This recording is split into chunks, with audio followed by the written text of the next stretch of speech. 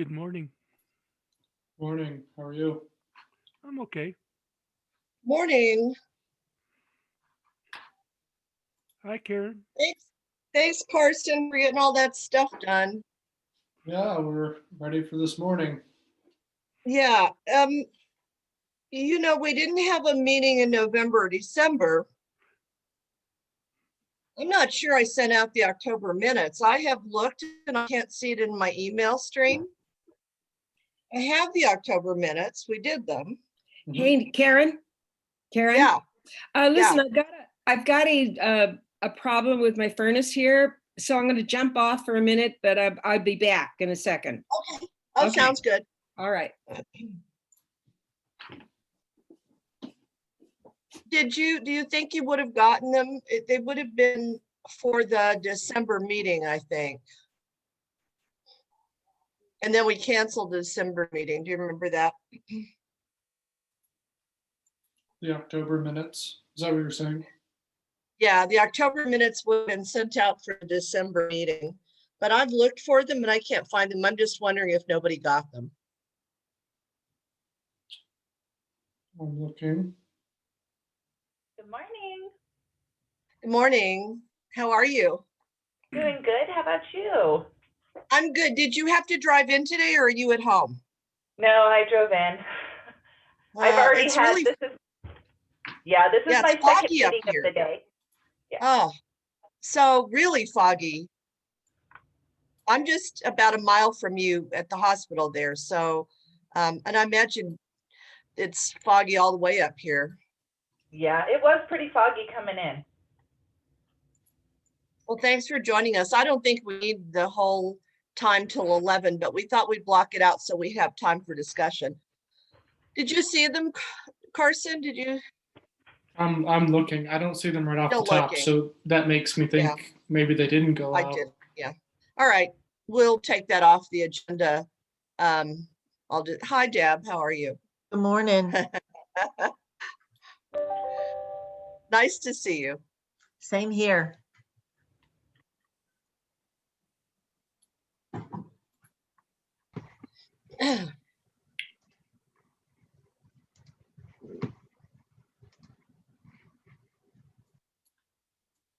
Hi, gang.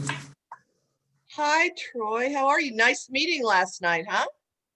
Well, yeah, I didn't know how to act when we were done in 90 minutes. I know. Vincent, you had like 20 people at the beginning, just talking. Yeah, half hour of public comment. I mean, otherwise it would have been shorter. It was pretty redundant stuff, but that's okay. Mhm. Well, I'm just going to say thanks for your service, buddy. Yeah, it's okay. We knew it was going to be a challenge. We didn't know it was going to be this big of a challenge, but it's Yeah. okay. We're waiting just another minute for our fearless leader who had to leave for 1 second. If she doesn't come back, we'll just get started. Just a reminder, I've got a power board meeting, so I'll only be with you for about a half hour or so, guys. Sorry. Conflict 10 months out of the 12 of the year. Yeah. We thought the tie was for us. It is. I had to go to the Capitol last week and put a suit. Took me a bit to remember how to tie my tie. And I can tell you, one good thing about COVID, I had to go buy some more jeans because I was so casual for months on end.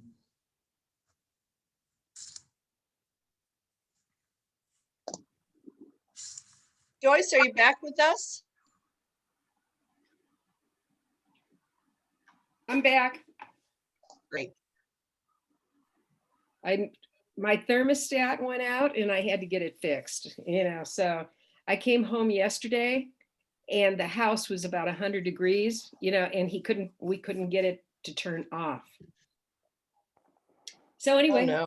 I know, I just had visions of buying a furnace, which I didn't want to do. Oh, sure.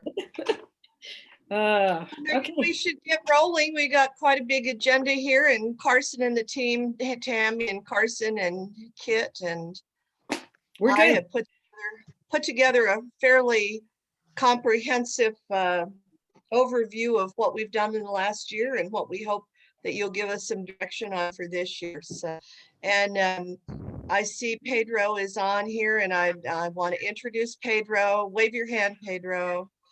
There you go. So we've asked, good morning. We've asked Pedro to join us on the board. I'm pretty excited about this. I've been after him for a couple of years to come on the board. Pedro, what is your title at Northwest Parkway now? It's changed. What is it? I'm the CEO of Northwest Parkway. CEO of Northwest Parkway, and I've known Pedro for a very long time.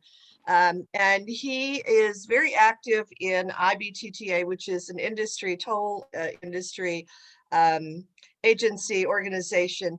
And he's heading up a new committee there that is Climate Change, Sustainability, and Resilience Task Force. And he's been interested in sustainability for a long time.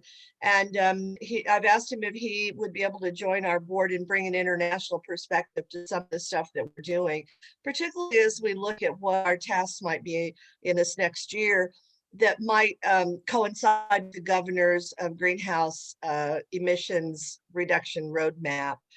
So there's a piece on here to approve our new board member, Pedro, and I'm looking forward to having him on the board. He's going to be a great addition to all of you who have been active this last couple of years. So Joyce, are we ready to get started? I think we are. So let's get started. I just want to welcome everybody to our annual retreat, and I look forward to this meeting. It is a lot of good ideas. We've actually touched base a little bit with everybody prior to this meeting and have a lot of good ideas. And I think we should just get started. So next, I thought I heard Karen, you talk about the October minutes. Were they sent out? I just didn't get those. So excuse me. Well, I thought I sent them out for the December meeting we canceled, but I don't see an email stream that says that. So I Okay. don't think you can approve the October minutes No. because I don't think any of you saw them.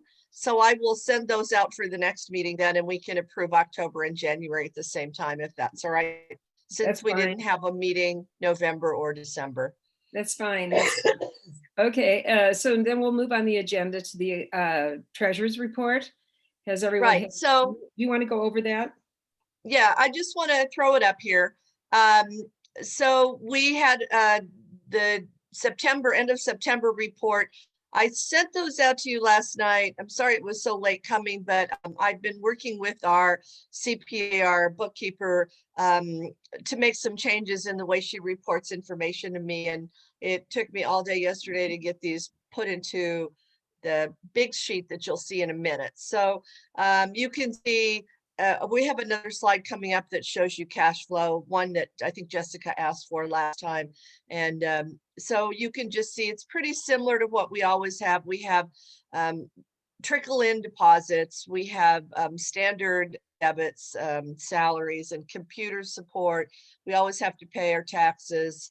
And so a lot of this is pretty standard. If there's any questions on any of these as we go through, please just raise your hand or put it in the chat box and Joyce will call on you. So this one is November's. Should we go to the next one, Carson? This is December's. Same sort of thing, you know, not a lot of deposits toward the end of the year. Pretty standard costs. The one thing you'll see here is on the bottom line, marketing for RTD is $7,648.50, and those were the N-line books that we ordered, and we were reimbursed for those. So that's a switch out on costs that we get it back in. You'll see that in the January report that came in. And there's the January report, and you can see here that CMAQ reimbursement, RTD marketing for October, November is $9,498.50, and that includes some other stuff we did for RTD. So that was in and out. And then if you go to the bottom of this slide, you can see that I've just started to send out invoices for January for 2021. And the invoices that we've sent out this week totals to almost 70,000, and that's not all the invoices yet. So this is what always happens at the beginning of the year. We're down to almost nothing. Today's balance is 15,000, and once I make payroll, it won't be quite that much. But I have some outstanding ones. You know, I have the November and December CDOT reimbursement that needs to come in.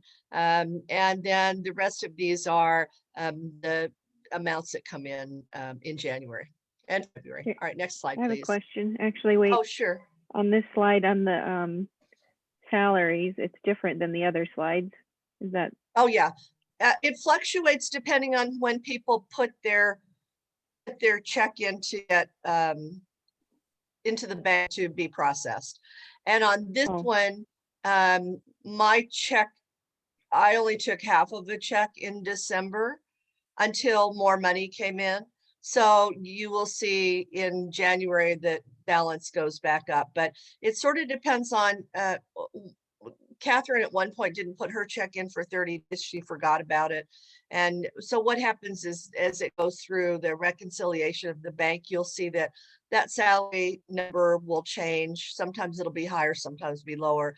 It's generally about 18,000 a month. thank you. Thank you. Okay, this is the next one, please. Okay, so this is the budget that we have had. And we did a draft budget in 2020, and then you'll see the actual. And so this is revenues. And as you can see, when I did the draft budget in 2020, I anticipated more members, more new members. I anticipated all our members re-upping, and that simply wasn't the case. We dropped quite a few investors for lots of different reasons. I think the retail investors were the hardest hit, and so a couple of those 5,000 memberships went away. We did pick up one. We picked up Amazon Den 3, and we picked up FHU as new members. And then you can see, didn't anticipate FlexRide monies, but we got FlexRide monies in. And then the admin costs, the native membership, the local match came in from Adams County. RTD partnership, I wasn't quite able to pull out the whole 20,000, but I pulled out 18 of it.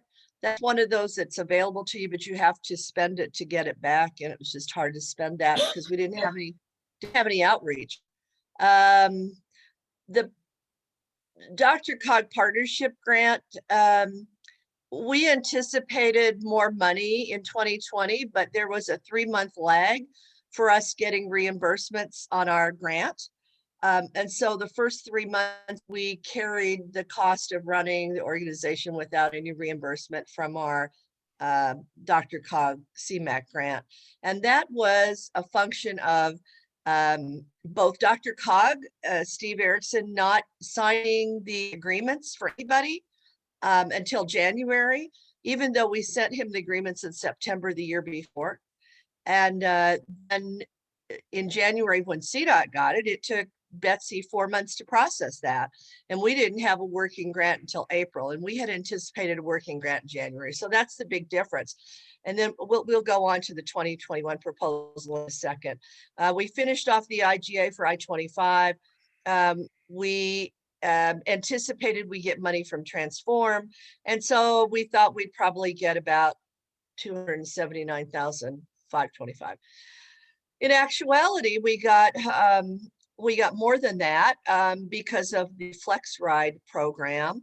And the FlexRide program is a couple of local matches, one from Thornton and one from Westminster, that bumped that number up for us. So let's go to the 2021 proposed. So existing members, I'm splitting the difference here with I'm thinking we're going to keep who we have and add 1 or 2. I've got a couple of targets in mind. I'm thinking that this year's FlexRide will probably bring about 64.6. The reason it was 103 is Westminster paid a match for 2019 and 2020, and Thornton paid a match for 20. So this year it'll just be for 2021, and the match is 15,000 each. And then the reimbursement we get for the months that is more than what we spend. So in the administration, we've asked it to bump up our administration fee by 2,300, and I think that'll approve tomorrow. We'll still get the membership. I'm hoping Adams County will come through with their local mat. The RTD marketing grant has been reduced from 20 to 15 this year.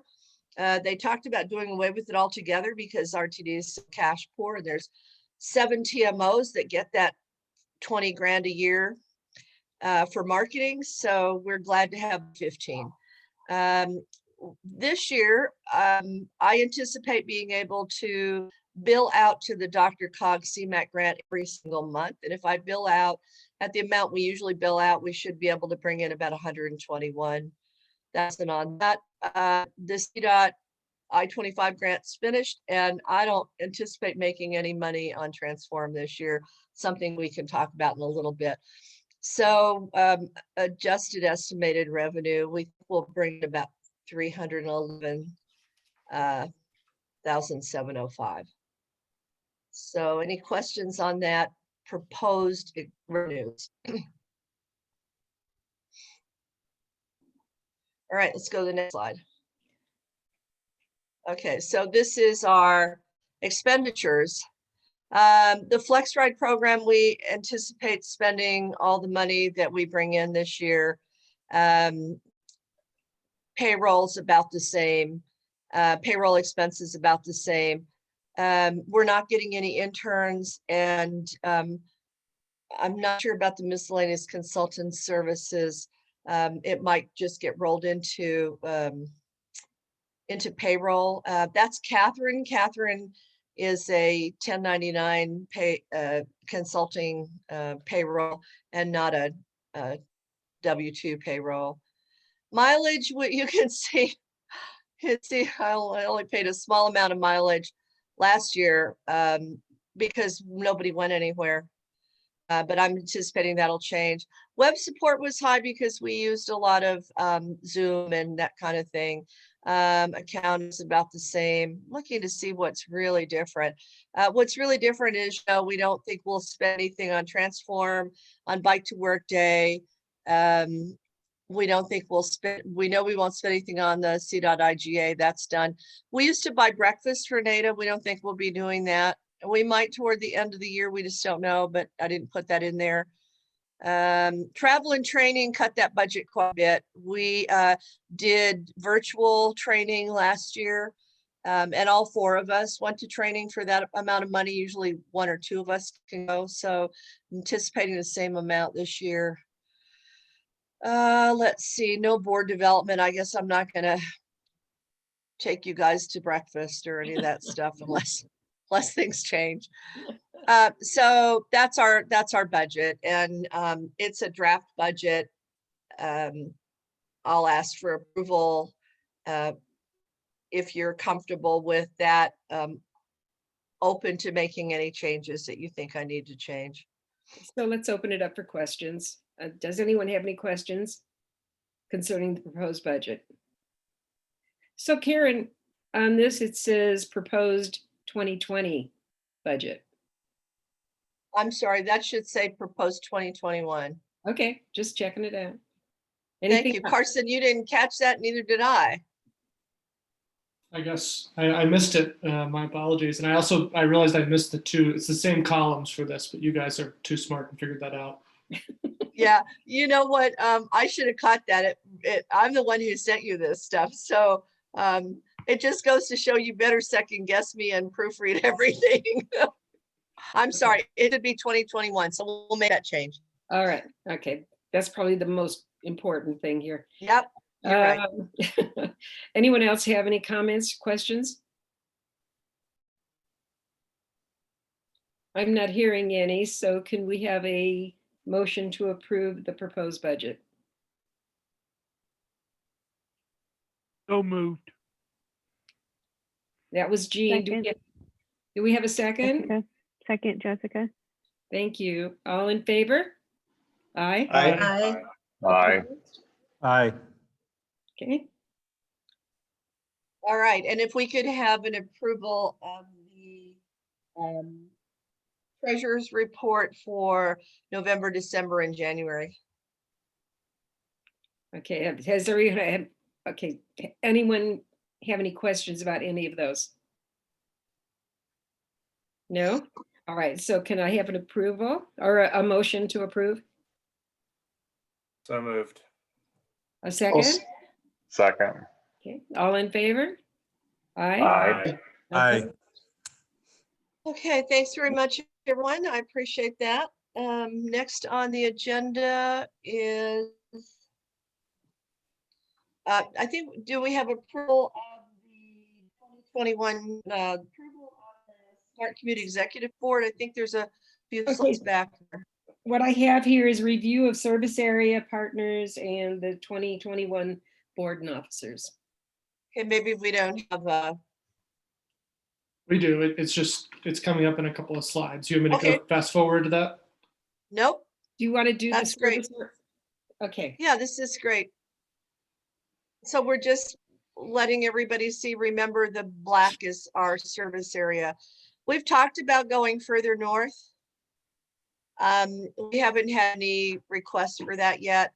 I guess I'll call your attention to that we cover Commerce City and the 270 area, the 85 area, where construction is going to be going on, the I-25 area, and Highway 7. And we'll talk about Highway 7 in just a little bit. So that's our service area. okay, You can see our service area is the largest. But it's the largest because it's the least populated of all the other TMOs. And so we're one of 7. And we're all under the auspices of Dr.Cog's Way to Go. And I have to say, when we talked to Emily, you know, she said Dr. Cog called her and asked her to do a survey and then offered their services to her. And we have been frustrated by this because we get paid by Dr. Cog to provide services in our service area. They hire consultants who call people and say, hey, you're a large employer. What can we do to help you? And so anyway, it was interesting conversation. Thanks. Thanks, Emily. All right, next one. Yeah, so here's our board and officers. I'm assuming, Jean, that you're still willing to put your name down as treasurer. We didn't get a chance to talk to you. Everybody, I think we talked to just about everybody. You all called an appointment, and I think maybe Deb and Jean are the two we didn't get a chance to talk one-on-one, but Jean is affirming that he'll put his name down as treasurer. So thank you very much. And then you can see here are all of our members on the board. Joe Dudek, the general manager of Amazon. I don't see him on here, but is willing to lend his name to this and will participate when he can. And we are happy to have him on the board. Integral player because a lot of our flex ride service goes to that Amazon Den 3. We're looking to expand into the Amazon that will be over at Huron and 160th, and the Amazon that currently exists off of Washington at 128th. And we've got Pedro on here. So the next slide, please. Karen? Yeah. Karen, so back to the former slide, you have 2020 instead of 2021 on there? It should say 2021. Okay, just, so we need to change that, but other than, okay, so let's move on. Karen, you've got to let 2020 go. She has You know, such it was- a good time. It was so horrible. I would have let it go months ago. I don't know what's wrong with me. Yeah. Thank you, Joyce, and we will get that changed. And then here's our membership, our partners. We've lost a couple. We've lost Maxar. Rhiannon on our board has left. She's left Maxar. She's with Dev Global now. And it's a very small 15-person group. And she's taking a leave of absence from work for a couple of months while she's having a baby. So we're excited for her, and we'll keep in touch with her, but we will miss her on the board. So we don't have the Maxar. We didn't get a renewal from a few. I'm trying to think of who we didn't get a renewal from, but we're going to continue to work on this list. So All Karen, right. I do have a question. Dodge Sign just recently sold. Oh, Yeah, so I don't know if you want to touch base with Wayne or not. I will. Yeah. And the new company is Fusion. Okay.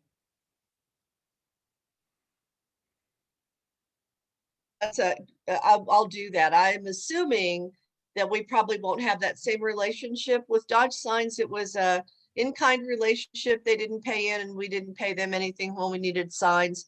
They were really helpful to us on bike to work day signs and things like that. So Yeah. thank you, Joyce. Yeah. I'll look into that one.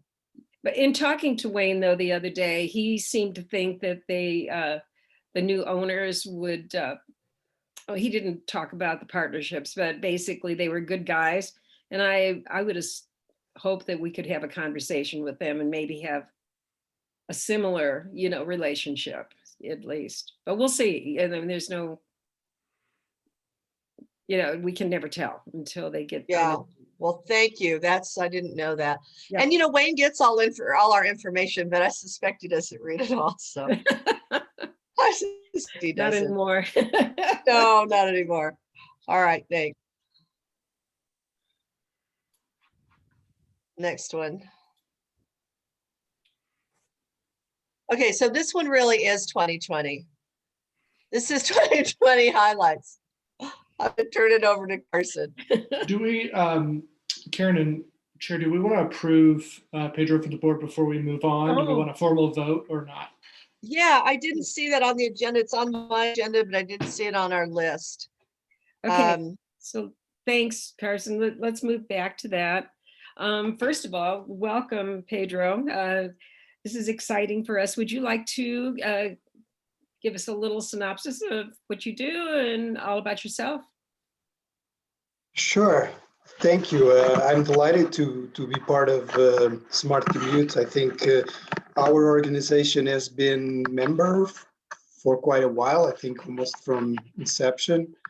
I had the privilege to work with Karen when she was mayor. That's when I met her first time of the city and county of Broomfield. So the Northwest Parkway, as you probably know, is a toll road. Goes from I-25 to US 36. So transportation is of course where we are, and these TMOs were also members of the US 36 Commuting Solutions. So I'll try to, between myself and some other staff members, we try to go to several of these TMOs and try to improve transportation in the region. So that's really something that we are interested. And this year was yesterday when I got the invitation from Karen. She was mentioning about the Colorado climate change and greenhouse emissions goals that they wanted to move forward. And that was very exciting for me because we are also members of International Bridge and Tolling and Turnpike Association, which is a relatively large association that has members all over the world. And I'm actually moving to establish a task force for addressing the issues of, I know everyone probably is not really high on their minds right now, but the issues of climate change, in my perspective, are really relevant, are important, and we should really try to do something about them.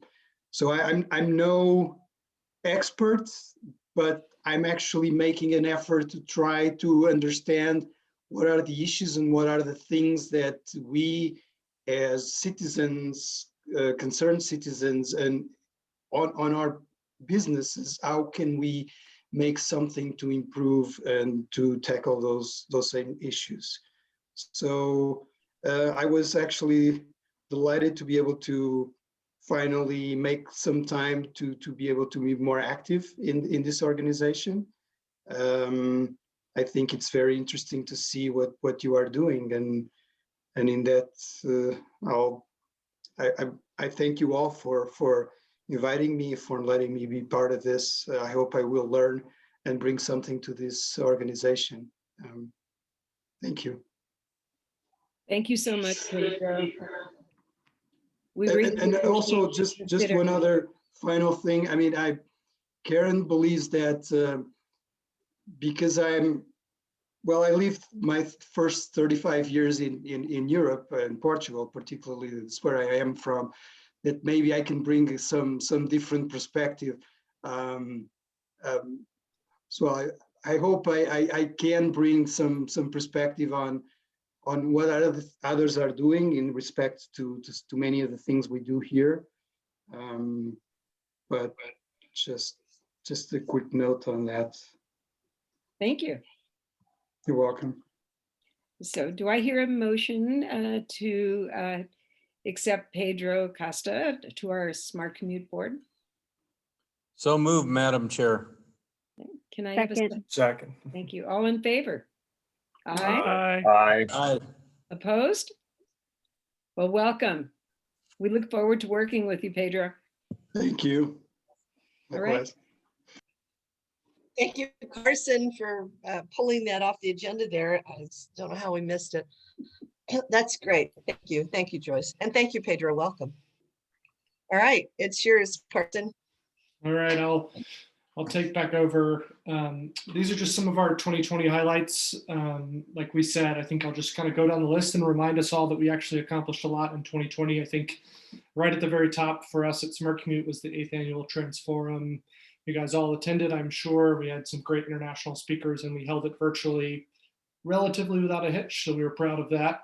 We provided inline grand opening water bottles and a commemorative coffee table book that Tammy worked so hard to create and distribute, and I'm sure all of you have gotten a copy of. We held the first regional COVID-19 response webinar in the entire region back on April the 3rd, which is coming up way too soon again. The 144th Flex Ride, as you're all aware, celebrated 1 year of service and has continued success. We conducted our annual North Metro commuter survey virtually again with over 1,000 responses, which was really good, and are having ongoing company conversations with their individualized reports. We supported A Way to Go as they kind of shifted towards teleworking with their program Telework Tomorrow and Bike to Work Week instead of Bike to Work Day. We created 7 unique 5 tips videos with more on the way as we try to engage our audience kind of across the region in a unique way. And those have been really helpful, talking about tough topics in kind of a quick and easy way. Our staff attended 38 webinars this year based on mobility and emerging mobility across the country, including something like Luminary's 20 annual event and the TRB Sustainability and Emerging Mobility Technology Conference over a couple of days. Karen was appointed to the position of CDOT-TC chair this year. I got on the Rocky Mountain ACT board and the Advanced Mobility Partnership Group. Tammy was selected to serve on the CO7 Technical Advisory Committee, and our very own Catherine passed the first ever TDM certification exam late last year. If you remember, we were supposed to have ACTS International Conference here this year, which was a big push for us to support that and have kind of highlight the North Metro region. That got moved and we attended it virtually and actually helped with some of that planning as well. We had some 5 tips videos. I'll share just one just to remind everybody that they're there. Let me share my sound and I will hit play.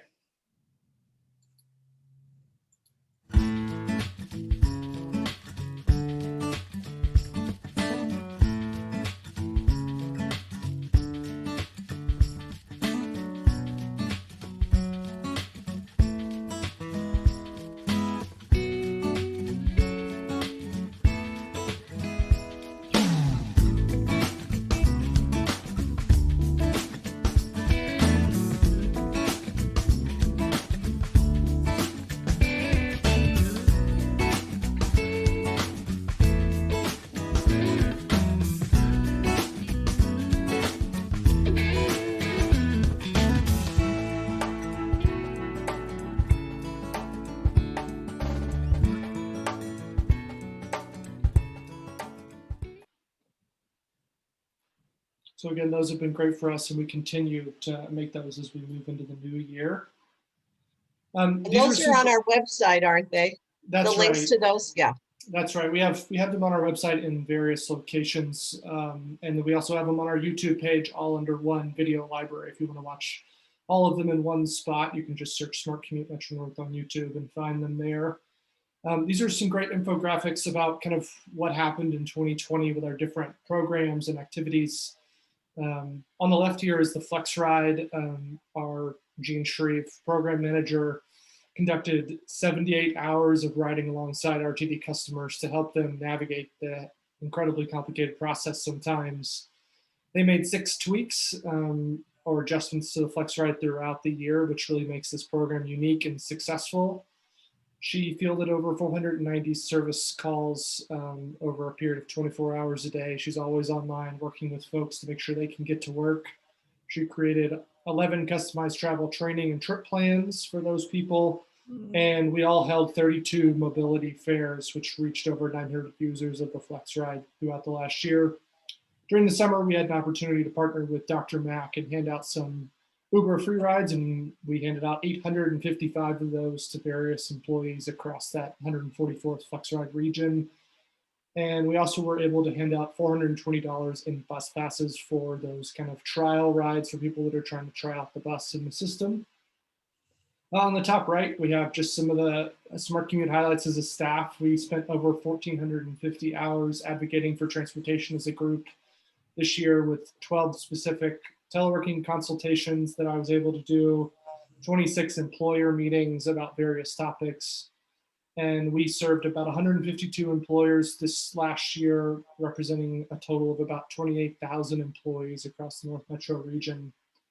On the bottom right, speaking of the North Metro region, we have roughly 720,000 people that live here right now, only continues to grow, as we know, with 260,000 cars that use I-25 in the North region every single day. On the top left, this is our very own Karen Stewart. Man, she spends all of her time. I don't know how she has any other time to do anything else, but she spent 800 hours advocating for transportation. And one of her great quotes is the words of wisdom I wanted to give you today is that small projects can have a big impact. I think she was referencing the Flex Ride program there and just how impactful it really can be. On the top right, as we tried to reach people, we couldn't go out to public events. There were no public events. We tried to lean into social media a little bit.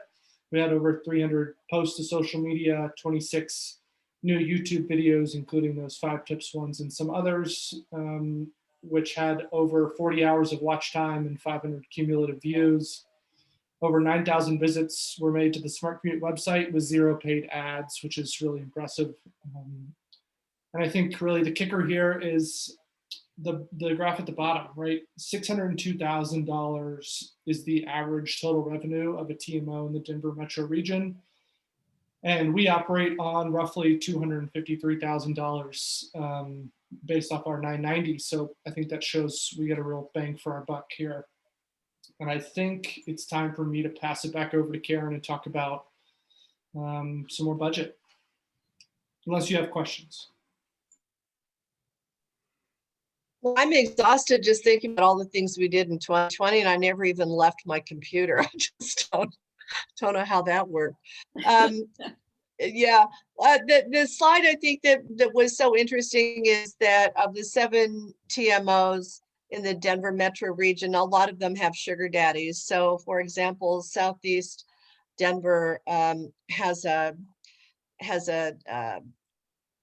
special district that really funds all of their activities as part of the Southeast Denver Metro Chamber and Economic Development. And so they had the highest budget. Downtown Denver Partnership had a pretty high budget. They get money from the city. Northeast Transportation Connections get money from Stapleton Foundation. The Transportation Solutions in Cherry Creek get Cherry Creek District money, and the Commuting Solutions gets money from the city of Boulder and Boulder County, as well as all the jurisdictions that belong to Commuting Solutions. And so we're the only ones really that don't have a sugar daddy. I could say, I guess, that our local matches are the sugar daddy. You can see our local matches are 62 to 10. And that local match is the amount of money that,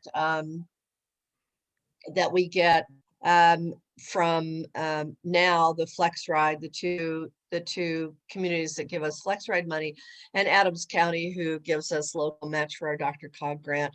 And you can see that our membership is about the same amount, a little bit lower into the local match. And then our grants come in next. We get CDOT grants that are about, this year we'll have a bigger portion of the pie, but generally about the same. So our three large contributors to our budget are the membership, the local match, and the CMAC grants. And then we get a small fee from NADA for administrating NADA. We probably spend 180 hours a month, or 180 hours a year doing SPC and NADA, providing agendas, getting presenters, organizing all of that, doing all the contact emails, all that sort of thing. And then the Flex Ride, the first year we had that, we got no reimbursement in 2019. That was all on the shoulders of Smart Commute. And starting in 2020, we started to get paid back by RTD for a portion of our costs. So that's why our local match comes into play, because we need to use that local match money to make that project whole while we're waiting for the cash flow to go back and forth. This year will be a little different. We'll have a larger cost to doing Flex Ride as the RTD monies wind down. We use their monies to begin with. And then the RTD marketing grant is the smallest amount of money that comes in, but is always helpful because it allows us to do things that we wouldn't normally spend our money on, since we can get reimbursed for that. A lot of that grant money is, almost all the grant money is a reimbursable model. So we have to spend the money first. We have to provide 20% match, and then we have to wait 3 months to get paid back. And that always gives us a little bit of trouble with cash flow on and off. So we're careful about the grants we go after. We went after a couple last year that we weren't successful in getting. But we generally only go after ones that don't require local match. I just don't have the bandwidth in the budget to put 20% in order to leverage a grant. Next slide. And then we wanted to show the expenses. As you can see, our biggest overhead is payroll. So we have Carson and I are full-time. Tammy is part-time, but almost full-time. About half-time, I think, Tammy is.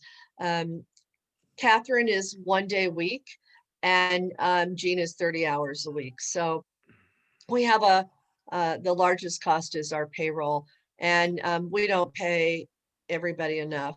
I'd love to be able to increase salaries. All the staff that we have, they're fabulous. And we had anticipated last year being able to increase salaries, and then it was a disaster. So we'll see if we can recoup this year and maybe do that. Catherine is our contract employee on the 15,840, and that's also anybody like the CPAs that we use, anybody who bills us for their services. We have to have, we have 3 CPAs that work for us. One does our payroll, one does our bank reconciliation, and the other one does our 990. And then the RTD marketing expenses, those are the swag that we buy that we get reimbursed for. The Flex Ride, and then administrative is the smallest portion of our expenses. It's interesting when you see it in pie shape. I always forget where we spend our money. I just know it comes in and it goes out fast. All right, next slide. This is, oh, was there a slide in here, Carson, that shows the 2019 and 2018 cash flow? There was. I thought for some reason you wanted me to remove it, but I can pull it back up in just a second here if Would you pull it back up? I'm not sure why that was removed. That was one Jessica had asked for. Yeah, absolutely. Give me just Okay. 1 second. This share is gonna go away for just a second. Okay.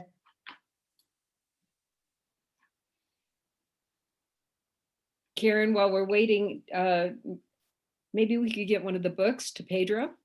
They're pretty awesome. Actually, Pedro got a book. Oh, cool. Yes, because he came to Transform. And so we made sure anybody who came to Transform, and Pedro was kind enough to come to my house and get his book right before Christmas. And it was great to see him. I live right between where he lives and where he works. So Wow. he just stopped by on his way home one day and got it. So this is the slide I wanted to show you. Was at Jessica's request.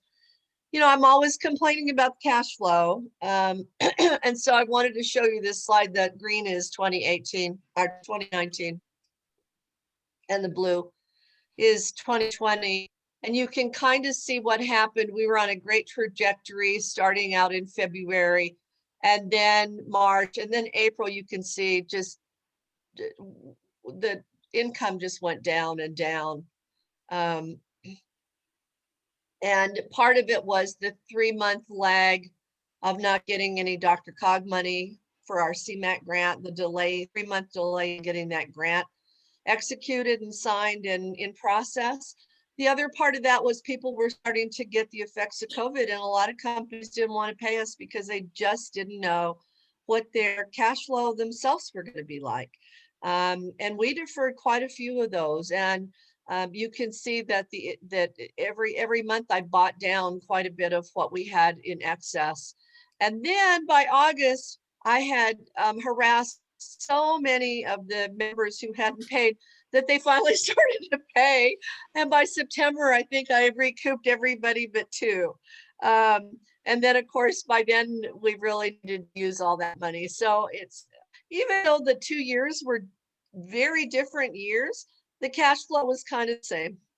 A lot of money coming in the beginning, and we're using it. And by the end of the year, we're down to the nib. So I thought maybe, Jessica, you would be interested in this slide, since you had asked if last year's cash flow was different than prior years. And it was interesting for us to see this when we charted it, because it's kind of similar. Mhm. Hopefully this year will be closer to the green. I don't know. Well, gosh, I hope so, but you just don't know, right? And Ken's on, but you know, in having a conversation with Google, the person who does the processing for our grant wanted to know, well, what are we going to get for being part of Smart Commute? We don't have an employer services we need, because everyone's working from home. And so, you know, what we promote, of course, is that we're advocacy for improvements for both transit improvements and for highway improvements. And, you know, we're about sustainability, and we look to support policies, promote policies for green mobility. And we look at all options to get people first and last mile, that sort of thing. So it's a little more of a struggle for people to see any advantage to being part of Smart Commute if they were simply wanting us to do employee services for them, employer services for them. All right. Thanks. Karen, this is Gene. I think this graph is very important. Can you, off to the upper right side, put what each of those lines are?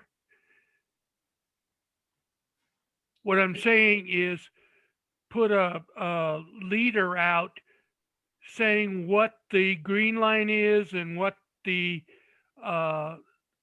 dark blue line is. Yeah, can you see at the bottom there, Carson's got his pointer. It says green is 2019 and blue is 2020. Can you see it on the bottom there? Yeah, I do now. Yeah, probably a box that. Maybe we could put a box around that to draw attention to it. Thank you, Jean. Okay. I think to the flex right, is that right? Yes. Okay, this will be a quick report. You've seen a lot of this before. funding approved, 4-year grant. It's an 80-20 grant. We got 1.6 million in federal funds, and those came through the Adams County Subregional grant allocation. We were competitive in putting forth a grant application, and it was approved by the forum, which is all the Adams County jurisdictions and Adams County itself. And then we did a partnership with the local governments and with RTD. We proposed 5,000 per major employer per year, and that was great until a couple of those employers dropped out. The Orchard and the Steinberg group on the west or the east side, southeast side of I-25 both dropped out simply because their businesses were collapsing. And then we also got a challenge grant from RTD that said they would put 25K toward that 100,000 a year if we could sell eco passes. And because of COVID, that opportunity was reduced greatly because there was no connectivity to any buses. All the routes were curtailed and service was curtailed and reduced. But they are working with Jean, and we're now being allowed to postpone the time period to get that 25K. And she's working with Den 3. We're almost there. So she's been working hard. And what they've done with that is to sign up their employees who need to ride the bus and give them, they will buy vouchers for them and they count toward our 25. And then they also give us 25. So it's a moving target. I have to say, Jean's been very diligent about talking to them about the changes that have occurred since we had this grant IGA to begin with, this intergovernmental agreement with them. And they've been supportive of letting us make tweaks. We're still obligated for the money, but the way we have to pay the money is a little different now. All right, next one. This is just a program summary. Maybe Carson, you can go over this one and we don't have to hit everything. Sure, I think we can send these out later and we'll put them up on the website if you'd like. But I think it just hits kind of the points that we made a few slides ago about some of the highlights, the numbers that we hit in 2020 with this program. I think of note, we made some adjustments. There were some mobility fairs. We were able to have 32 of those, mostly post-COVID, which was really impressive. I think most recently at Amazon a few times. And I think a lot of the kind of mobility services, the biking and the walking were, I guess down at the bottom here, you can see we're kind of put on hold as COVID happened, and we're hoping to bring those back up in 2021. At least that's what Jean is thinking. And that's, I think, the most of what she did in 2020 was monitoring the schedule and trying to adjust to people's needs as the crazy schedules happened across the 144th Flex kind of area with Amazon and everybody else adjusting to COVID.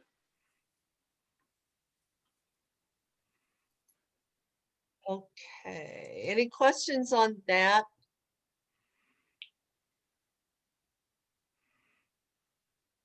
Here's 2021. Just like I said, I think she wants to bring more mobility services and continue the work on the Flex Ride. Similar ideas, bring back the real schedule, hopefully get some more ridership and look for more non-transit mobility options kind of in the area.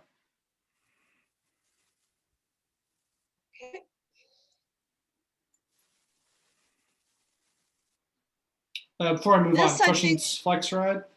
Do we have? Yeah, did we have any questions on the Flex Ride? We didn't put the budget up. We've incorporated the budget into the Smart Commute budget, but I think when we can get Jean to join us sometime in the near future, we'll have her go over what she anticipates the changes have been in that original IGA that all of you saw. Okay. All right, I was going to do these couple of slides on the Metro North commuter survey here. Like I said earlier, we were able to complete the survey. Catherine's real work child here is this survey. She puts a lot of time and effort into it, and it's really one of our premier offerings to companies. I think of note for this year is the COVID-19 question. Has your commute changed due to COVID-19? A little bit lower response on that than I would have thought. Only 54% said it did change in some way, shape, or form, but vast majority of that is teleworking. Our drive alone rate went down pretty significantly in the survey, almost 100% due to teleworking, which is not surprising, but it's really nice to have that data as we've done this survey for 3 or 4 years now, and now have some trend lines we're able to draw both regionally and with each employer as we kind of continue those conversations year after year. I would encourage you to go on if you have time. You want some light night reading here. These comments that Catherine pulls out are really fantastic about specific areas that need improvement across our region. Really interesting stuff here. I think they provide some of the most in-depth comments that we need and we can relay to people like RTD in the cities that kind of produce that infrastructure across our region. That's really it. I think there are some interesting takeaways at the very bottom here, but I think COVID was the real question mark here, and we were able to answer that question about who's doing teleworking and who's not in a pretty substantial way. Happy to take any questions on this, I guess. This is a summary of all the ones that Catherine did, but she did ones to individual employers, and we want to thank the city of Thornton and the city of North Glen both for participating in our employer survey. Some employers that did the survey in the past simply don't have anybody working at their offices like Seagate. Others that just didn't have the employer interaction that we'd had in the past with them. But Thornton is always a good participant. And so there were a number of employer surveys that she did. And then this is just a compilation, a summary of all of it. That's right. Good point. And I think I'm going to pass it over to Tammy now. Okay, so I wanted to put together a list of presentations and presenters that we did on our Smart Commute meetings for the year. We started it off with Future Clean Mobility with Sophie and Strowman and Stuart Anderson, which was a really great presentation. And I think, Carson, we have all these too if people want to see them again, right? Yeah. Then we also had Jacob Rieger talk about the long-range transportation plan that DRCOG is doing. Stuart did a summary on the employer trip reduction program, which we are also involved with the RAC on. And so we're in the middle right now of establishing that ETRP to get that to go to the RAC board in April. We had Natalia do an electrification roadmap in September. And then Brad gave update on the DRCOG data subcommittee, which I also did an update in December. And we had a really strong impact on that, the way they gather data again, and it's definitely represents us much better than it did before. And then we ended it all off with the 8th annual Transforum, centered on rail, and very first virtual one. And I think it was a huge success. Had some great keynote speakers, and Paul Ballard was on there, and interviews with all of our artists. It was, I think we did it was a great event for us. And kicked it off. Congratulations to our Erin Stewart. She is the Women in Transportation WTS Women of the Year. Congratulations. Which is huge. We're proud of her. Yep. Is that anywhere on social media yet? I know you hate that, Karen, but it'd be fun to share. Yeah, Can I share it? Yeah, I think you can share it. Yeah. Okay. Yes, it will be on social media today. And then we have to share this one too. Yes, huge congrats to Catherine for passing the first ACT professional exams, there was about, I think, 30 that passed. And Karen said it was, or Catherine told us it was brutal. Really? So we all figured if she could pass it and thought it was hard, we don't have a chance.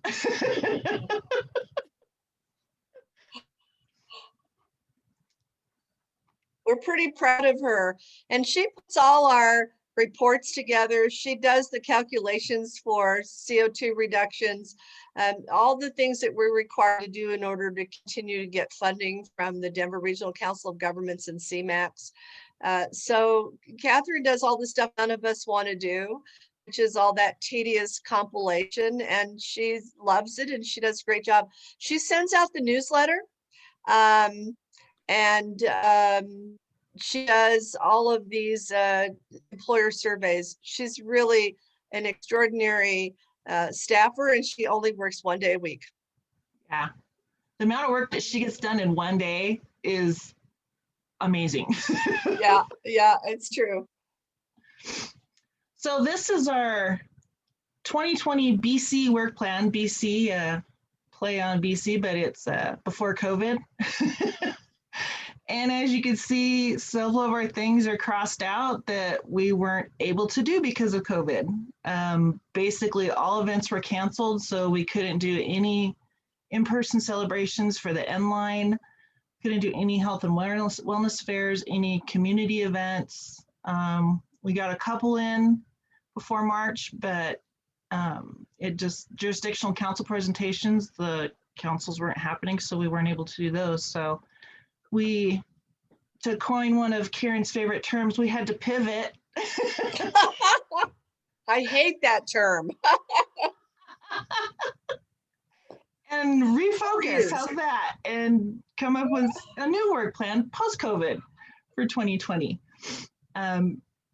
We did our telework tips email in March. We were the first of all the TMAs to jump on teleworking and get out social media posts and emails and a webinar and our 5 tips videos. We were the first to jump on it, and really helped us through the year to really help the rest of our employers with teleworking.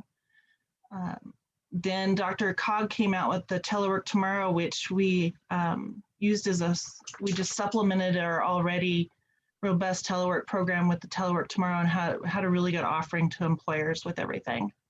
We renewed our focus on membership and worked with Dr. Mack and Uber to provide the rides for the essential workers that Jean did, and that got resounding applause from the workers, and we're trying to think of a way to incorporate that again for this coming year. Worked with EasyMile to use the autonomous shovel with the City of Westminster to deliver food bank to surrounding, I think it was a surrounding neighborhood. Is that right, Karen? Yeah, I think it was the senior center, which is in that neighborhood. So the shuttle only had to go for a block, but it did have to run along the edge of the road, which was something that was had to have special permission because they're not able to run on the road, but they ran in the bike lane. So from where it was prepared to where the senior center was is how they used that autonomous shuttle. The North Metro Bike Network map, we are still working on that. It's a very intensive process, but we're getting there. And then of course we had the N-Line opening, which we promoted feverishly through email, social media, and did as much as we possibly could get the word out for that. And our 8th annual Transform, which was, I think, a resounding success. It was a great event.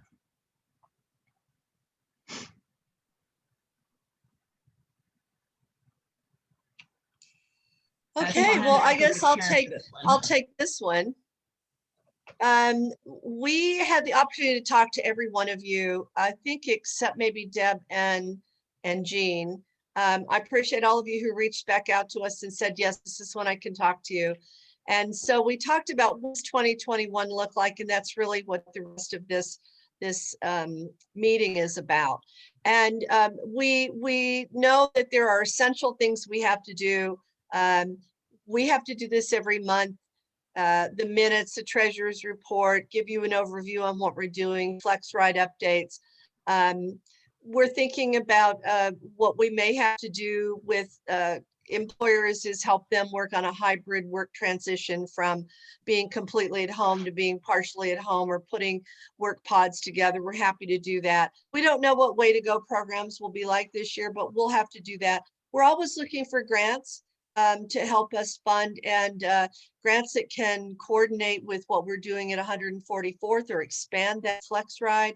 We'd love to make some expansion on that up to the Amazon that's going in at 160th and Huron, to affordable housing, that sort of thing. Continue to look at who we would like to target as presenters. I'm happy to give Transportation Commission updates. I'm thinking about doing a newsletter once a month after the commission meeting, and just sending it out, and I'll send it to all of you if I get that organized. I'm working on it now. Since we can't do in-person meetings, we've kind of missed that ability to give updates every month. And so I think I'll be doing a newsletter, and I'll have CDOT help me distribute that. And then we're always looking for membership, and not so much, board members, because Joyce and I try to recruit those specific to their experience and their pertinence to what we do as Smart Commute. But we do need more members in order to keep that cash flow coming in. So we're looking at that. Two things I didn't put on here were we're still looking for office space.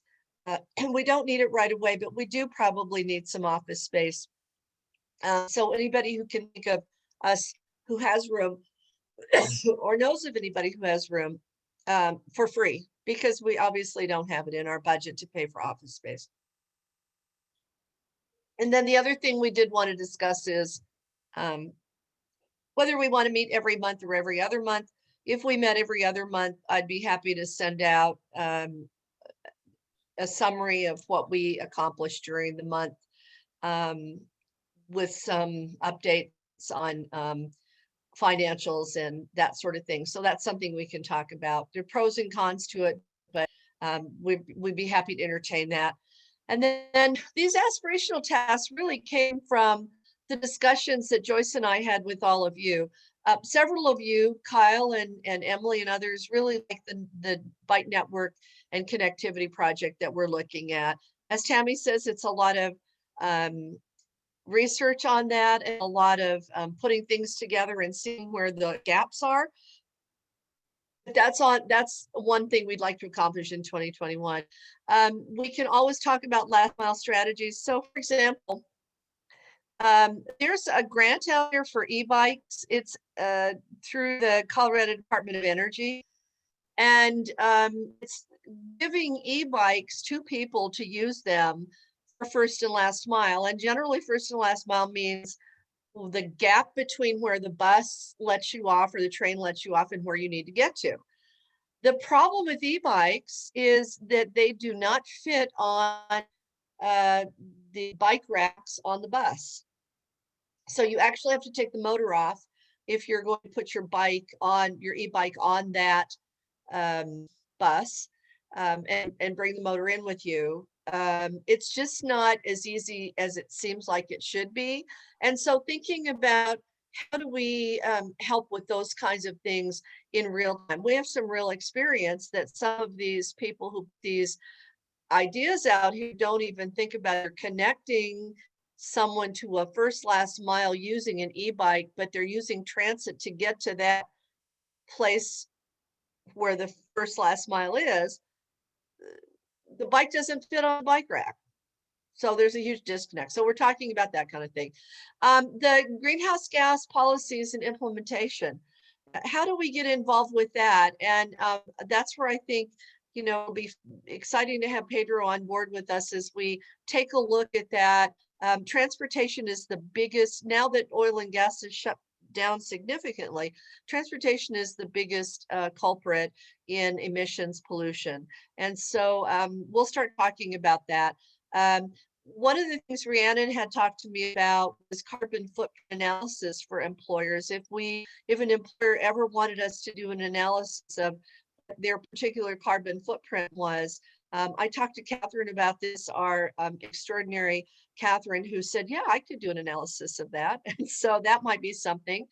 Another thing was, some employers are encouraging electric vehicles and thinking about putting charging stations in. For example, Maxar has charging stations, but we could do something like evaluate how many people in a company had electric cars and whether there were enough charging stations, or where would they find a charging station between where they live and where they work. Just another thing to think about. Partnering with non-government organizations like Rocky Mountain Institute, CML, some of those other organizations that may look to us to do a white paper. I know Rhiannon had asked for a white paper on FlexRide, and we have a draft of one that we've been working on. The population and congestion data, we've worked hard on that with the DRCOG data group, but there's so much more we could do with that. And we look to all of you to give us some direction in what you'd like to see. Front Range Rail, it's an interesting, I don't know what you call it, a change in how it's being promoted at the state. And where connectivity is going to be, and how it's going to get paid for, and whether we should have a say in that, or are we stakeholders? Our team has been to every one of those Front Range Rail stakeholder meetings as a stakeholder, but how much more do we want to dip into that? The latest from CDOT is the governor wants this to happen, and he wants Front Range Rail to be connected to the Northwest Rail, and he wants RTD and Front Range Rail and Amtrak to all work together to make rail happen in the western corridors. No money offered, no help offered, but a sort of a demand to get this done. Colorado 7, many things going on at Colorado 7. They have a $10 million grant to do some planning from Brighton to Boulder. We're involved in that, but how can we involve you guys, and what can we do to have a voice there that represents this group? And who else do we pull in from Colorado 7? In talking to Scott yesterday, we're using that $10 million to design, but what if you could take 2 million out of that 10 million and actually do an upgraded intersection at one of the junctures? There's, can't remember how many intersections there are that need to be rebuilt. And I'm not talking about the interchange, but rather four-way intersections. The mobility hub at I-25 in Colorado 7, we've talked about this for years. When Barry Gore was in charge of ACED, huge proponent for this. It's on the 10-year plan for CDOT. It has a lot of implications for great sustainability planning. That's something there. Is there a connection between affordable housing and transit service? We're trying to, as a society, incorporate affordable housing so that it's doesn't stand alone, but is incorporated into a general development so that it's not identified particularly as affordable housing. But because people in affordable housing also sometimes don't have adequate transportation, don't own a car, or own one car when 3 people need to work. Is there a connection between affordable housing and transit service, and should we be working on that? And then talked about the 5 tips videos. One of the things Nita has asked us to do is to produce some videos on how transportation works. And we call it Transportation 101, but transportation is so complex. There are multiple layers. For example, how is a project funded?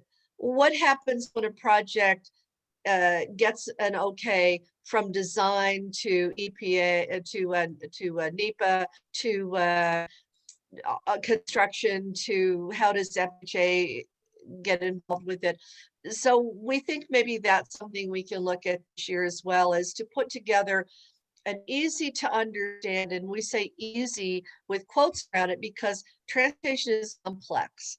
And if somebody thought that they could put an easy to understand transportation video that explained the whole gamut of transportation, somebody would have done it already. So we're going to look to Carson and others. Gene Shreve is going to help us with this, to put a series of videos together on how transportation is funded, how policy is made, the trickle down of decision making, that sort of thing. And then, of course, the different buckets. I was talking to somebody yesterday who called me and said, do you guys run transportation? Yes, we do. Do you run RTD? No, we don't. What about local governments? No, that's not us. And so, and I'm talking from CDOT standpoint. And so people don't understand, nor and I can understand why they don't. The state does one thing, the region does one thing, and the jurisdictions do one thing. And they're all connected, but they're separate. And that's hard to explain to people. So we've got our work cut out for us if we want to tackle this. These are just ideas. We need your direction to tell us, which of these things do you think we should be focusing on? Is there any value? And we got all of these from you guys in our one-to-one conversations. Certainly the list is not exhaustive. You can put anything else you want on this list. But as we looked at what we should be doing in 2021, in light of the lack of community outreach in physical outreach opportunities, what should we be doing? And that's sort of where I'm going to leave it up to you, Chair Downing, to start this conversation and give us some direction. All right. Well, I'm going to just open it up to the floor and see who has any comments or additions and why. This is Gene. Yes, Gene. When it comes to your Transportation 101, I would love to work on one of those videos because I don't think the public really understands what it takes from concept ideas until it's being used by the public. They don't understand having to go through all of the processes, all of the studies, all of the getting money together. And when they find out, they're stunned. Yeah. I think you're right, Gene. And as I think about this, you know, Karen, one thing that I think people enjoy is a little humor when we put these things together in the videos. I love the videos that you guys are doing. So, but I think it also keeps those folks' attention, you know, when you have those type of things, the little humor touch, you know, and why not these people work and or do not work together. So, and one thing, yeah, and go ahead, Gene, we'll put you on the list to help us put those segments of the videos together, because I think you're absolutely right in that one thing's connected to another and dependent on the other. And we'll reach out to you to help us put those together because you're very knowledgeable, Gene. Another thing that's happening is we are going into a new era of autonomous vehicles. For example, since I sit on the National Committee on Uniform Traffic Control Devices, the new manual is coming out and it has an entire chapter on autonomous vehicles. And that's going to become very important to local governments because pavement markings and other things like that are going to become important if these vehicles, buses, whatever, are going to use our roads. If there's no pavement markings, the vehicle is going to have a tough time knowing where to locate within the roadway. So this is coming at us like a freight train.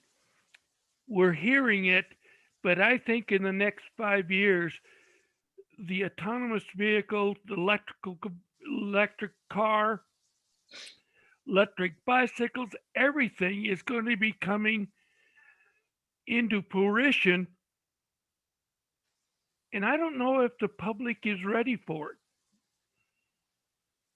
So are you saying a little bit more education or surrounding that also? Yes, I think there needs to be an education for local officials, citizens, and companies about how autonomous vehicles are going to affect all of us. And I think that Transportation 101 video, I saw that and went, that's got to be done. So Jean, I do have a question though. This manual that's coming out that you're working on, when is it coming out? Well, for the last 2 weeks, I've been spending 4 hours a day on virtual meetings, going over wording and making suggestions that'll go to the Federal Highway Administration about the manual. Okay. Comments on the new manual are due in March. And for example, I sit on one of the 7 technical committees for the manual dealing with things like construction, like incident management, and the amount of material is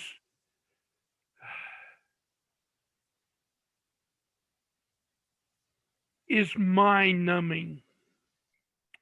For example, material that I worked on back in 2009 regarding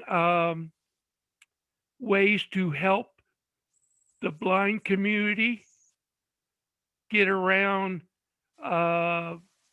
construction sites.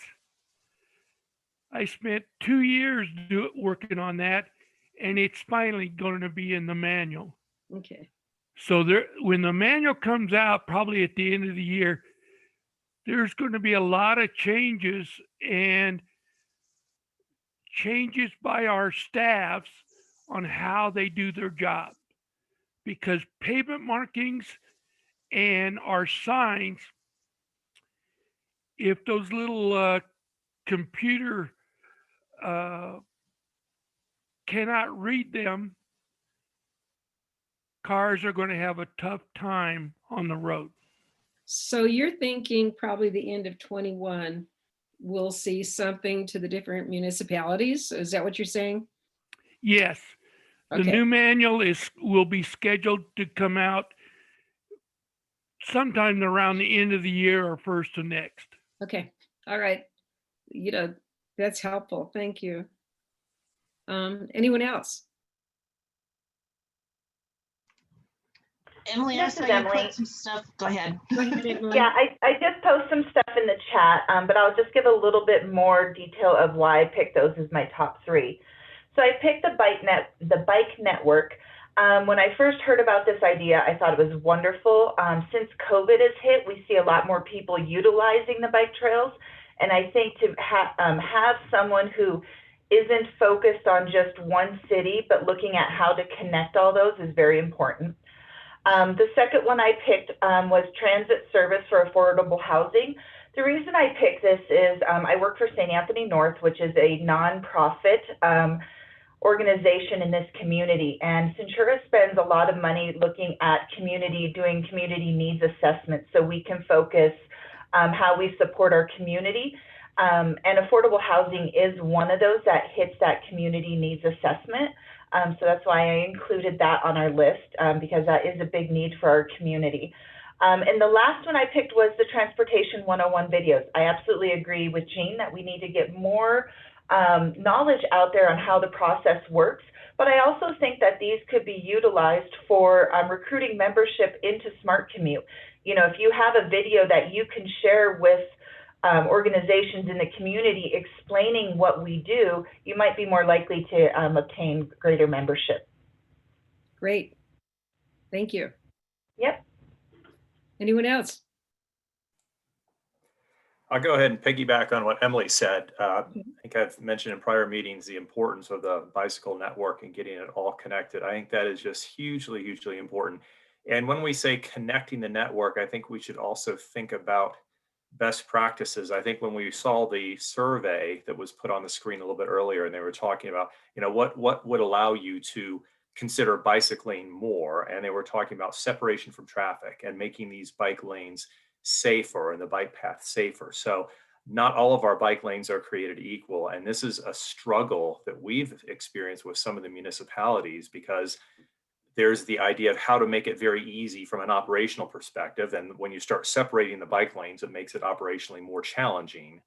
And so I would just recommend that if that is one of the ones that passes muster, and I certainly hope it does, is not just how it's all connected, but ensuring that the experience is safe. And if there is a best practices that our group, and especially with the Smart Commute team, is going to these great conferences and learning things, if there's ways to incorporate that into a discussion with the various municipalities on how to stitch this thing together in the most effective and safe way, I think that's, I agree, Emily, I think that's hugely important. I would also, the greenhouse gas is interesting. I think we've all not been very excited about the brown cloud, and it hasn't been as much of an issue with the lowering of the miles traveled. But I think, and maybe this is part of the Transportation 101, but if there is a linkage, if there is demonstrated the linkage between transportation and pollution, which I think a lot of us know intuitively, but you know, if that is now the #1 cause of pollution within the metro area, that helps to answer the why. Why are we even an organization? Why are we doing this? Why is it important? That's certainly one of the big reasons, because of the quality of our air. So I think maybe incorporating that into the 101, or establishing that link very, very forcefully, very cogently, I think is a good thing as well. The charging stations resources map, I think that's a great idea. And to me, that seems like it's low-hanging fruit. That can't be very difficult to do, I wouldn't think, to just put together, hey, in the Metro North area, here's where your charging stations are.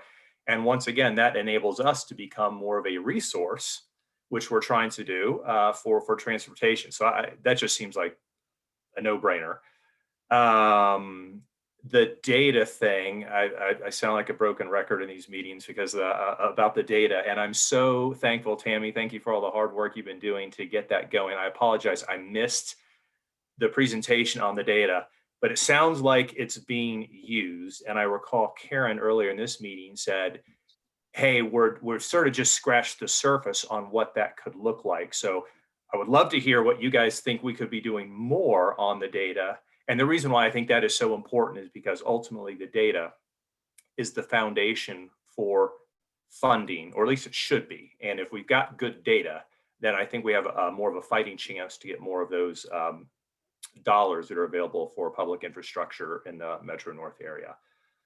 The other ones, obviously, the Metro, Colorado 7, near and dear to my heart, mobility hub, but those are big things that are just ongoing, and but they're very aspirational and hugely important to us. So that's it. Oh, actually, no, it's not it. Sorry. I thought of one other. The Easy Mile, this is just as an aside. We had an Easy Mile, I can't remember, it was a Transform event way back when. I'd just be curious to know, how has Easy Mile evolved since that event, which was 2 or 3 years ago? And again, that's really doesn't follow under these aspirational tasks. It was just one of those things that I'm curious about. How's it gotten faster? Yeah. Hey, Karen, can you give us a little update on Yeah. it? You know, we keep in contact with Lauren Isaac, who runs that program. And we've looked to see if we can connect to the mobility at 144th and I-25, but let me reach out to her and see if she'd like to give us an update. She's an extraordinary speaker and interesting, and they may not have done a lot of stuff in the Denver Metro, but they've done stuff internationally.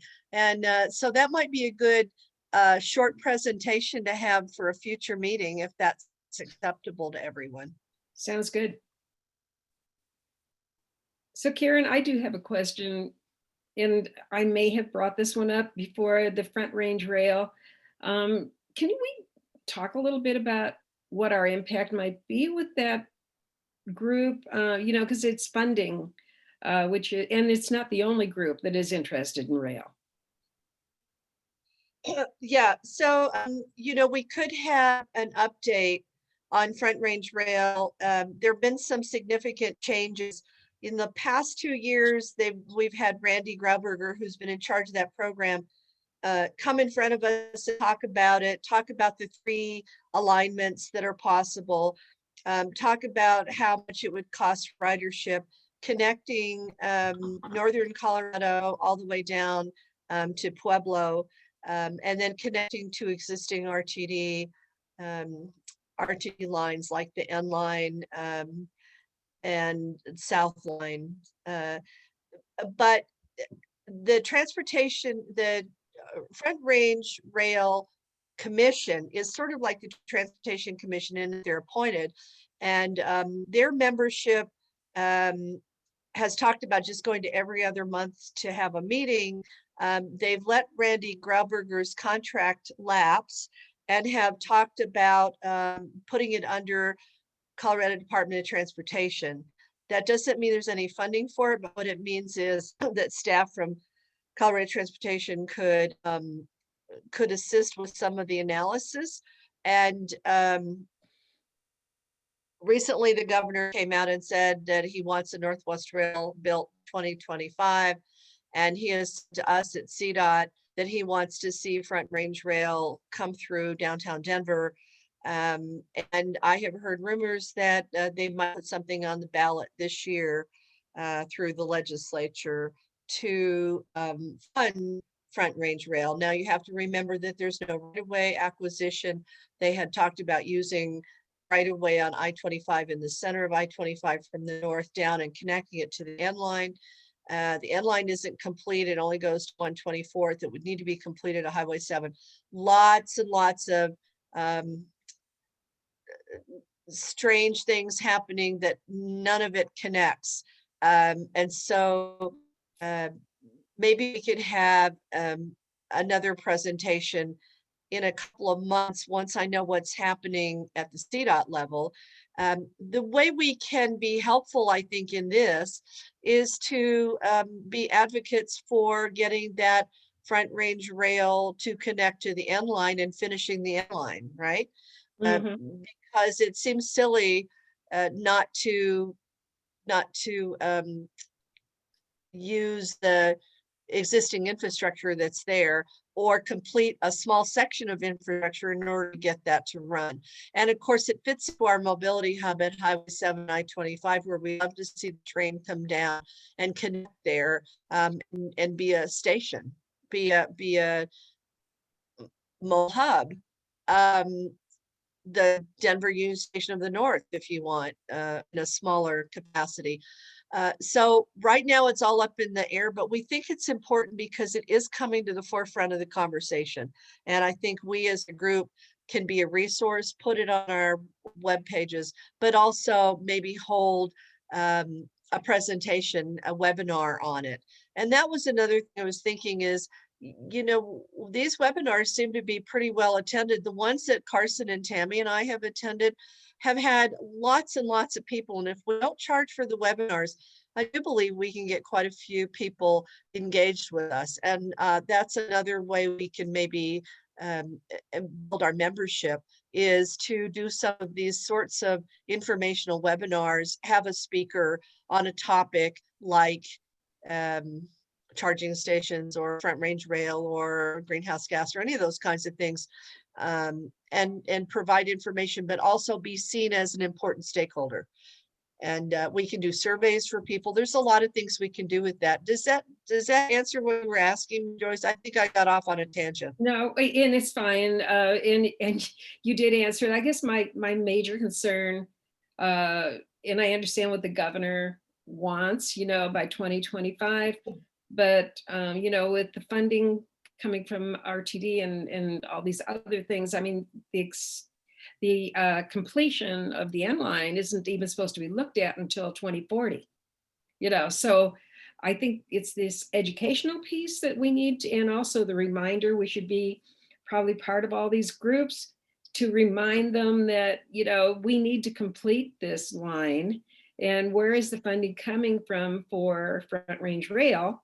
Is it from the same source? I mean, there's a lot of questions in my mind. Yeah, and Joyce, I think those are great questions. So, there's talk with the new administration that rail is going to be a larger funded option. And so I think even though Endline isn't looking at expanding for another 20 years, if there's some kind of a grant or opportunity that comes out from the feds that could connect a regional rail to an established rail, and there's just a segment that needs finished, that might be an opportunity. I had heard that the governor might be wanting the legislature to run a funding bill in 2022, but I don't know the answer to that. It's all kind of up in the air, but we'll put this on our list to explore and find out how we can bring you more information and maybe even host a webinar. Yeah. And really, with the completion of the line, it's going to help with the development on 7, in Kyle's area also. I mean, just everywhere. So I think it's these pieces we have to plug in, and maybe we're the group to remind the other organizations, and be there for a sounding board and a resource.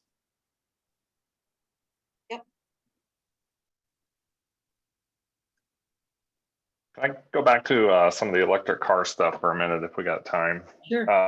Because I really like the carbon footprint analysis for employers, and I'm actually not a huge fan of the charging station resource map, because knowing where the charging stations are is that's the easy part. But what's really important when you have an electric car is how many spots are actually available. So it doesn't help me if there's a spot there, but they're all full. So it kind of relies on the individual networks to be able to kind of track that, and most of the ChargePoint tells you that, right? They have a map of where all their ones are, and they show you how many total spots there are and how many are available. So before you get there, you kind of know that you're going to be able to charge. But I think where there's a huge opportunity, and maybe there's grant money that we could go after to encourage employers to actually put in charging stations at the place of employment, because I think that's going to encourage electric cars a lot more. If you know that you can just charge it at work when you get there, that makes it a lot easier. And maybe there's some grant money to go after. So if you combine a carbon footprint analysis where you go to an employer and say, here's the carbon footprint that you're having, and then we have this program where we can help you install electric charging stations so you can bring that down. I think that would be a pretty good story to tell people.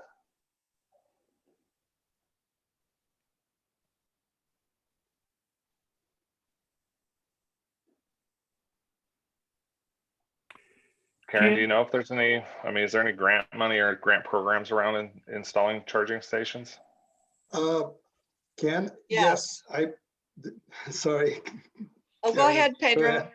No, I was just, I was actually surveying that last year, because we were looking to maybe retrofit our toll plaza, which used to be, there used to be cash collection on the side of the road that we are looking to maybe retrofit to install some electric chargers.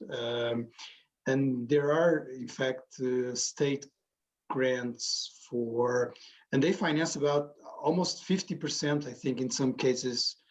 And I guess probably there will be even more incentives in the future.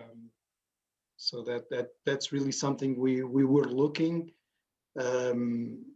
So it's a way for us to promote electrification and also handling the GHG emissions problems.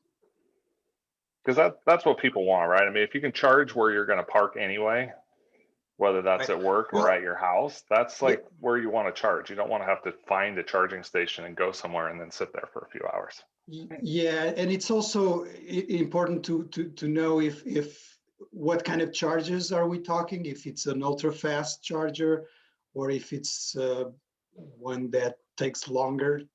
There's already some charges that can, I think you can charge in about 7 to 10 minutes, which is almost a little longer than when you just go put some gas in your car. I think technology is also evolving to make sure that that gets faster and faster. Yeah. So CDOT is putting more money into the program of providing charging stations. And I think I agree totally with Pedro that more things are going to come in front of us, more opportunities throughout the state for charging stations. We have allocated money that used to be in our mobility, innovative mobility budget to charging stations. And CDOT has a contract with ChargePoint for a number of stations, but we're looking at increasing that. And these are the DC charging stations, which I believe are those fast stations. They're also looking at maybe a model of, and this might work for Northwest Parkway, a model where a charging station also has a little bit of commercial opportunity around it, like a Starbucks or a coffee shop or something that people can go to while their car is charging. So it's interesting. I think we're just on the cusp of it. Tomorrow at NADA, we're going to have a presentation from Kay Kelly, who's in charge of innovative mobility, and she came out of the Colorado Energy Office. And we've been talking a lot at CDOT about the footprint, how to reduce emissions for transportation, and also how to increase charging, and how to then, because you increase charging, then increase ownership of electric vehicles. So all of that is coming up. I send you all the stuff that we get for NADA, but if you can't come to NADA, Carson is recording all of those, and we can also share any PowerPoints that come. So I think because this is targeted as a piece that people are interested in, I'll make sure that any information that comes through on that gets passed on to you guys.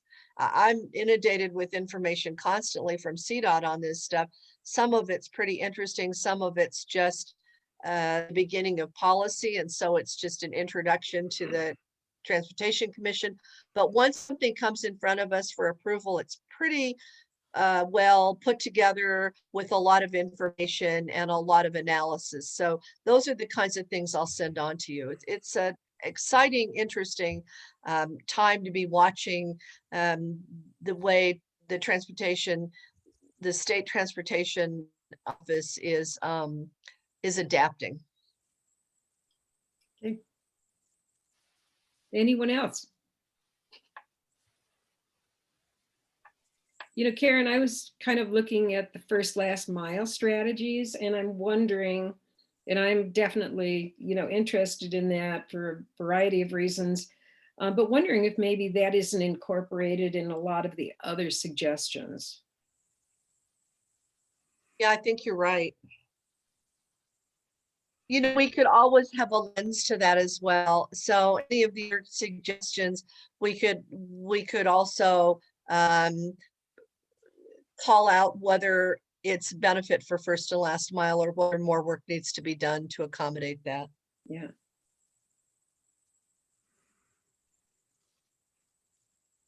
Oh, I think this is a great list. I personally do. And it doesn't look like we've eliminated anything. I do like the 1, 2, 3 that Emily started, because I think we can do 3 to 5 things well. 3 really well. 3 to 5, well, beyond 5, I'll make it a promise maybe. So, yeah, I like that. We've taken some good notes here, but anybody else who hasn't weighed in, who wants to weigh in, love to hear from you. I know that Troy is interested in electrification, electric vehicles, at United Power and at Xcel Energy. They're working on being able to provide, particularly Xcel Energy, being able to provide charging rates that are favorable to transit vehicles like buses, because what happens with the buses is it takes so long to charge them, and buses run 24/7 sometimes, that if they charge during the day, the rate is exorbitant. If they charge during the night, it's not as expensive. And so there has to be some kind of special rate for transit agencies so that they can keep their fleet charged at all times and not just wait till the evening. It just doesn't work for them. The costs have been prohibitive. The CDOT and RTD are looking to replace their fleet with electric vehicles as their fleet ages, not getting rid of all their vehicles immediately, but as they age. The issue has always become with trading out fleet vehicles. Where do those vehicles go? You really can't have them back on the road, the ones you've traded out, or you're not accomplishing anything. So what happens to those albatrosses of combustion engine vehicles if you've traded them out? You don't want them back on the road in another form. It's like any of those, when used to have the Regional Air Quality Council used to have a mow down program where you would bring in your gas mower and you could get a significantly discounted electric mower. And they had to destroy those gas mowers because people would then resell those, or somebody would try to buy them and give them to somebody else. You have to get them off the road. You have to get them out of the environment in order to really make a significant difference. So all of those kinds of policy issues. So for me, Karen, I was kind of bulleting some of the comments, and a highlight for me is the greenhouse gas. I think we really need to put put some more effort into that. And like you say, transportation does equal pollution. So I think that this is really something to look at. And I know that some of the municipalities have members on their council that have joined a group. I can't remember the name of the group that actually looks at environmental issues. And I'm going to find that out and get that back to you. But if the conversation is happening at the different municipalities, those people are sitting on NADA, and that conversation then again will filter into Smart Commute. So I'm thinking that this is a good segue into having this conversation. Yes, I agree, Joyce. And the Regional Air Quality Council has been very active with the Colorado Department of Energy and the Colorado Department of Health and Environment. There's also the State Air Quality Council. So I think that might be the one you're talking about. We don't have a seat on that one. The State Air Quality it's Council. Actually a smaller climate type group, and there's a couple people from the Westminster Council that are on it. That'd be great. Jenny Wilford from our city council is on it, and I think Thornton has had some interest. I'm not sure if they have. So there's it's a smaller group. It's more of a local, but you know how that goes from grassroots up. So. Yeah, and we're happy to send a staff person to any of those meetings if we're invited to participate. And we always put ourselves out there. So Tammy and Kit, and I've been on that as well, the Regional Air Quality Council's employee-based trip reduction program. And I've been involved in the policy for 1601 changes that require development to do TDM for any new cuts into the highway system. But we're happy with the four of us, we can find a way to sit in on any of those that you think we need to bring back information or have a say in order to be recognized as an important stakeholder. Yeah, this group evidently is only 2 or 3 years old, so it's more of activist organized, Yeah, that's great. But I'll try to find out more information. I was not involved with it, but I know about it. So, Well, I'll volunteer our staff. One of us will be happy to interact with them if they want us. okay, I'll find out more about it. Mhm. And then I guess maybe to the point that Jean brought up early on about the traffic manual. I don't know if that's a place that I think that's important for the munis to have, but I don't know if it sits here. I'm not sure. I don't have my arms around that yet. I think education is important, and I think we need to bring that type of information forward, but I don't know how involved that we need to be. I suspect as a resource for NADA, it would be great. And once it's ready, we can link to it for the NADA group, because those staff members at NADA are the ones who would be making, would be required to adhere to that manual. And so maybe that would be a good place for it to sit, is as a resource for NADA. Yeah.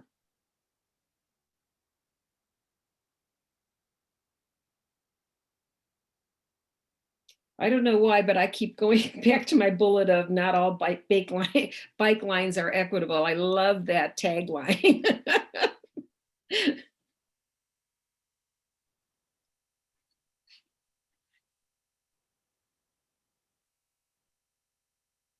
I'm writing as you're talking. No, I'm just thinking out loud. I think we've got some good marching orders. We'd like to maybe keep all of this on the list in case occasionally there's an opportunity, for example, like partnering with an NGO or having, I know I'm bringing CDOT over to Broomfield in February to talk about the mobility hub. And we have a Colorado Highway 7 meeting on Friday that Tammy's on the TAC, and I participate as a commissioner. Those kinds of things we can keep on the radar. But I like the idea of 3 to 5 really important targets for 2021. And I think we've got those if everybody's in support of that. And that's like Transportation 101, the bike network, the greenhouse gas roadmap, and things that go with that. So under that, we could put in, carbon footprint analysis and charging stations resource map. And then I think so that's 1, 2, 3. Looking at transit service for affordable housing, we can do some research on that one. Let's see, what else did we have? I think those were the ones that jumped out at me. Carson, did you get others on your list? I think we could probably talk about the charging stations under greenhouse gases if we want to explore that a little bit. I think that's the only other thing I wrote down. Yeah, I think so. I think the greenhouse gas piece can have a couple of subsets underneath that. And isn't there presenters? Yeah, Carrie, it's Tammy. I think as far as CO7 is concerned, first and final mile and the bike is a high priority for that whole project. So, since I'm involved in that, I know they've pushed the bike pass in to as an early action item on that. So those will roll under that. And I think we'll put some presentations together, some presenters, a list of who we think might be beneficial. And then we'll come back and talk to you about whether that's just in front of us or whether we should do a webinar. And that's one option we could do, is have a regular meeting once every 2 months and have a webinar this other month. Just give that some thought, and you can send those thoughts to me by text or email or whatever. But I do think that one of the challenges of having public outreach and recognition for what we do is we've got to find a way to interact with people, and maybe a webinar is a good way to do that. We've been thrilled with webinars we participated in. A number of agencies have provided webinars, and really great information. We're always amazed at how much information we get. So we might want to be a clearinghouse for webinars as well. I think that's great. Anyone else?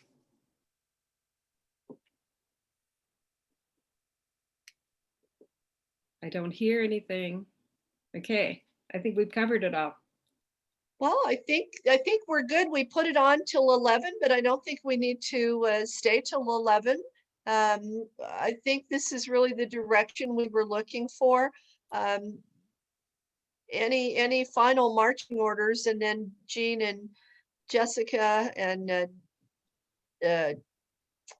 Joyce and I and the staff can kind of work through this itemized list and put some action items together and get back to you guys. How does that sound? Okay. Everybody good with that? Yay. All right. All right. I can't tell you how much I appreciate all of you being part of this and committing to doing this. And we're excited to have Pedro on. We're going to reach out to Pedro. He sent me a presentation that he did for IBTTA, and I can, I'll ask him if I can share that with you guys. That's talking about climate change, sustainability, and resilience in transportation. I've got a number of things from CDOT. I'll go through it and see what might be pertinent and interesting. As always, I'll send them. If you want to read them, you can. If you don't want to read them, don't read them. You know, whatever your interest is, you'll probably get way more information from me this year than you have in the past, simply because we're trying to reinvent ourselves a little bit. I think that's great. All right. Karen, I just have one comment. I think these are all great points, and I totally agree with the priorities that you are putting out there. Just a quick comment, intersecting some of the things that you talked about, Transportation 101 videos, basically it is tied to education of how transportation works. That's really interesting. When it comes to the GHG and the climate change initiatives, and we're shifting away from gas to electric or some other kind of technology that is non-polluting.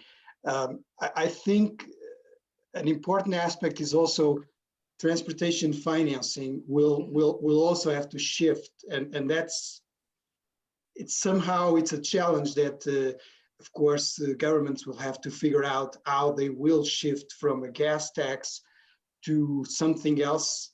And I do know that Colorado is part of the RUC, road user charge, and because ultimately this all ties to how can we keep financing transportation. I mean, either it's the infrastructure or transit or all the other things that in most cases it's really tied to gas still.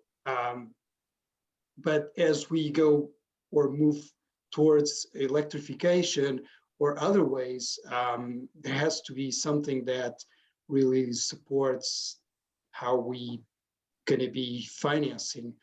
So I'm not trying to add anything to this, but I'm just saying that there's a lot of things that intersect and ultimately tied to also the road user charge or fee user, which transit pretty much already is how it works in a way.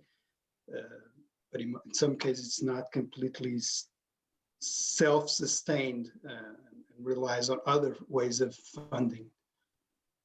Well, I'm glad you brought that up. I think we'll find from the legislature very soon a package of funding options that they're putting together that is based and might also increase the state amount of gas tax. They're looking at that balance between bringing revenue from gas and making a switch to some other funding mechanism. They haven't seemed to embrace road user charges as much or vehicle mile travel charges as much as I'd hope they would. But I know it's in the works right now. And as soon as we know more about that, let's share that out as well, because you're absolutely right. The funding and financing stream is changing. We have a governor now who doesn't like P3s. And for a couple of years, we very successfully used P3s to be able to do some projects like some rail projects and some highway projects. US 36 was a P3, and that P3 accommodates transit, it's tolls and transit and some improvements that were really necessary and functions very, very well. But this governor doesn't like P3s, so I'm hearing that we're not going to see any of those. So that's another thing we'll keep our eye on, I think, is bringing information about how the funding and financing shifts are happening.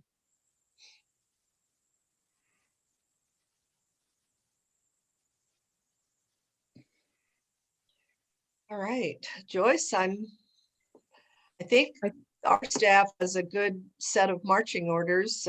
Anything else for anybody? I think we've covered everything, and I'll just one more time open it up to anyone that has any comments. But if not, I thank you for your time. This has been a great opportunity, as always, to go over our work plan. And I just want to again thank you for your time when Karen and I called and talked to you about the different methods that we want to move smart commute forward with, because I think this is a very important group, and we have a handle on things, and we have Karen, who is right at the middle of everything. So with that, if we don't have anything else for the meeting, I want to thank you again, and we are adjourned. Thank you. Great. Thank you, everyone. Thank you. Thanks. Bye. Bye-bye. Bye.